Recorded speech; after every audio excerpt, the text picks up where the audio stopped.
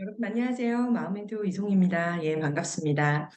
오늘 이제 강남센터에 저는 와 있고요. 오늘 주제는요, 자기애성 성격 장애, 나르시시스트 부모의 이제 특징을 DSM-5에 이제 적용을 해서 오늘 좀 같이 공부를 좀 해보려고 하거든요.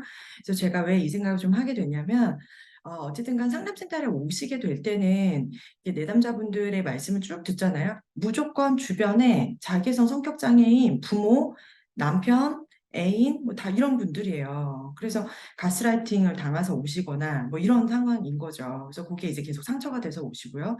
제가 그래서 막 화가 났어요. 화가 났고, 예, 그래서 우리 어떨 때 좀 저는 화가 나냐면, 예, 그러니까 물론 이제 그 자기애성 성격 장애의 피해자가 된 우리 소중한 내담자분들로 인해서 화가 나는 것도 있고, 그 다음에 이제 두 번째는 제발 여러분의 어떤 뭐가 부족해서다, 내가 힘들어서다, 그리고 거기에 완전히 또 점령을 또 당하다 보니까 무기력해지고 의욕, 의지가 없어지면서 거의 뭐 그냥 이렇게 살다 그냥 죽고 싶다. 뭐 이렇게 해서 자기 삶을 이렇게 포기하려고 하시거나 막 이렇게 가지 마시고 객관화했으면 좋겠어요. 내 주변에 어떤 나르시시스트 부모, 애인, 뭐 가까운 사람이 나를 굉장히 힘들게 하는 사람들이 있다면 그거에 대해서 객관화해서 좀 더 적절하게 보시고요. 그다음에 그걸 대처하는 방법들을 명확하게 아셔서 거기에서 좀 빠져나왔으면 하는 바람으로 지금 이 영상을 찍고 있고요. 그래서 지금 뭐 유튜브나 이제 다른 곳들을 봤더니 너무 막 이렇게 거짓 정보들이 사실은 좀 너무 난무해요. 그래서 그런 게 좀 안타까웠거든요. 그래서 이제 제가 좀 명확한 좀 자료와 근거를 좀 가지고 여러분들하고 좀 얘기를 나누고 싶어서 그래서 오늘 이 시간을 좀 준비를 했고요. 네. 자, 그래서 제가 화면 공유 하나 좀 할 거거든요. 요거 파일을 제가 우리 뭐 노가빈 부장님이 아마 뭐 유튜브에다 또 같이 공유를 해주시거나 뭐 어떻게 해주실 것 같아요. 예, 좀 같이 한번 좀 보도록 할게요. 일단은 제가 이제 가지고 있는 자료는 제가 늘 이렇게 말씀을 드리지만 DSM-5라는 이제 정신진단 통계 편람이에요. 이거는 뭐냐면은 이제 나르시시스트다, 이 사람이 이런 성격적인 장애를 가지고 있다라는 것을 보는 이제 사전인 거죠. 그래서 그런 국어 사전과 같은 거예요. 거기에서 이제 자기애성 성격 장애 어떤 진단적인 특징들이 이렇게 이제 9가지로 좀 정리가 돼서 나와 있어요. 그래서 그거를 오늘 같이 한번 좀 살펴볼 거거든요. 그러면 이제 내가 지금 내 주변에 있는 그 사람이 이런 성향이 있어서 내가 이렇게 힘들었던 것은 아니었는지를 한번 객관화해서 좀 보셨으면 좋겠다라는 거죠. 예, 일단 요거 한번 볼게요. 이렇게 써 있어요. 과대성, 숭배의 요구, 감정이입의 부족이 광범위한 양상으로 나타나고 있다라는 거죠. 결국은 이 핵심은 세 개인 것 같아요. 그러니까 제가 볼 때 감정에 대한 공감을 못 해요. 그래서 어떻게 하냐면 이제 예를 들면은 저희 이제 클라이언트 분이 이런 걸 했어요. 내가 이제 당신 때문에 진짜 너무나 화가 나고 이제는 분리되기를 원한다라고 말을 한 거예요. 그리고 나한테 시간을 줘라. 내가 연락을 하기 전까지는 나한테 연락을 안 했으면 좋겠다라고 말을 해요. 그러면 이 자기애성 성격적인 경향성이 짙으신 분들은 연락할 것 같아요? 안 할 것 같아요? 100% 해요. 왜요? 그 사람의 감정을 공감하는 게 아니라 내가 불편하기 때문에 하는 거거든요. 내가 좋은 사람이고 싶고, 내가 너한테 있어서는 더 이상 이렇게 그러니까 그 사람의 감정이나 생각이 어떤지, 그 아이의 생각이 어떤지를 따라가는 게 아니라 나는 너한테 되게 좋은 사람이고 싶은 거죠.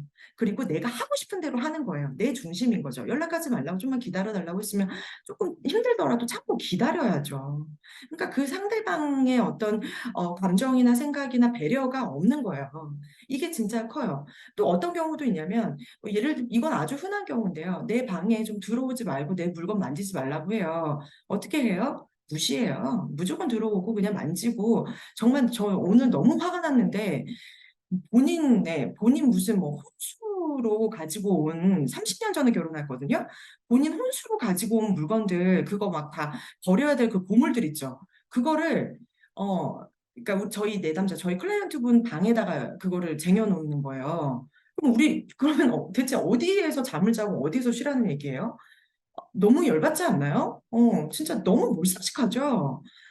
이런 식인 거예요. 그러니까는 감정 공감이나 이입이 안 되는 거예요. 항상 자기중심적인 거죠. 자, 숭배의 요구는 뭐예요? 그러면서요, 남의 집하고 비교는 또 엄청 해요. 뭐, 누구네 집 누구는 이랬다더라. 뭐, 누구네 집 누구는 뭐 했다더라. 뭐, 해외여행 보내줬는데 너는 뭐 안 해주니. 막 이렇게, 그러니까 굉장히 죄책감을 자극하거나, 너는 되게 부족한 사람이다라는 것들을 자꾸 각인을 막 시키는 거예요.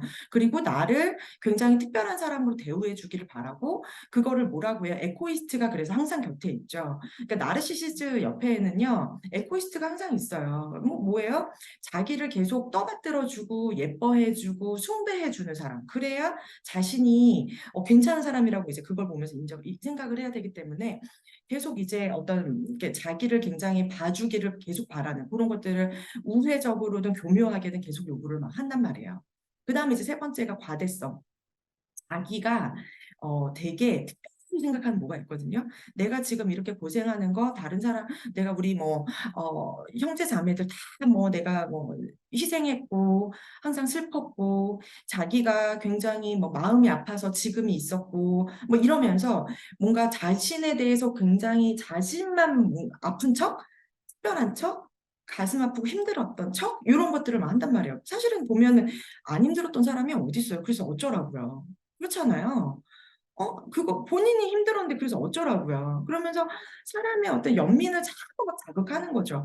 그래서 뭔가 자기는 되게 특별하기 때문에 아팠다고 생각을 하는 거예요. 그래서 어쩌라고요. 그러면서 자꾸 죄책감을 막 수렵하는 거죠. 이 세 가지에 절대 넘어가면은 안 돼요. 그렇죠? 그래서 그거를 이제 크게 이렇게 풀어가지고 이렇게 써는 건데요. 이제 첫 번째는 자신이 되게 특별하다고 생각을 하는 거예요. 그리고 이제 두 번째는요, 무한한 어떤 성공이나 권력, 뭐 이것뿐만이 아니라 등등이거든요. 그러니까, 그게 채워지지 않는 것들을 뭔가 이상화하고 공상화해서 그게 경제적인 부분이든 뭐든 그런 것에 굉장히 막 몰입을 막 하는 거죠.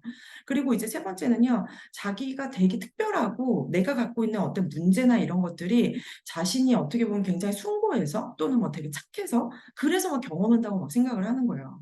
그러면서 이제 죄책감을 자꾸 자극하죠. 하는 촉매제로 사용을 하죠. 그리고 다섯 번째는 자신이 되게 특별한 자격이 있는 것 같다라는 느낌을 갖는다는 게 뭐냐면, 계속 이제 이어지는 말이거든요. 그러니까 자기가 얘기하는 것을 무조건 넌 따라야 된다라는 거예요. 그걸 이제 정말 심할 때 이제 폭력으로 나오기도 하고 말로써 죄책감을 굉장히 자극하기도 하고 그러니까 그렇게 그러니까 내가 특별하기 때문에 너가 나를 따라 이렇게 말 안 해요. 교묘하게 하죠. 그게 이제 죄책감을 자극할 수도 있고 굉장히 이렇게 약한 부분들을 막 후벼 파는 거죠. 그 다음에 이제 여섯 번째 대인관계에서 그렇다 보니까 착취적이죠. 뭐 이런 경우 있잖아요. 자녀 결혼을 못 해요. 우리 엄마를 못 떠난대요.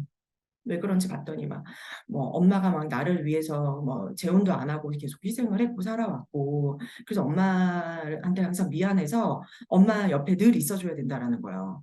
근데 난 거기서 멈추지를 않아. 또 더 충격적인 거. 월급이 많지도 않아요. 뭐 200 얼마를 버는데 거기서 얼마를 드리더라? 어머니한테 막 100만 원 이상씩 막 그렇게 다 갖다 바치더라고요. 독립을 안 시키는 거죠. 그러니까 그거 사실은 착취하고 이용하는 거거든요.